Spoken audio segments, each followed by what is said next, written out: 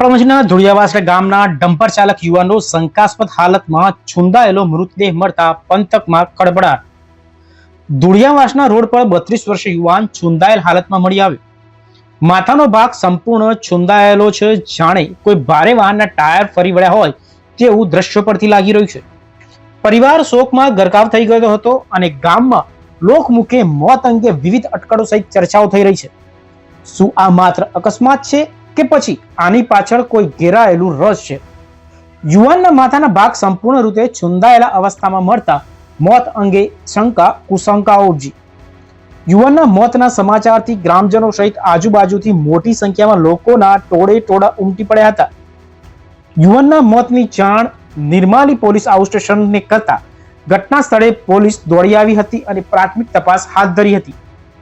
પ્રાથમિક તપાસ બાદ પોલીસે મૃતદેહને પીએમ અર્થે કપડવંજ ખાતે ખસેડવામાં આવ્યો છે અને વધુ તપાસ તેજ કરી છે.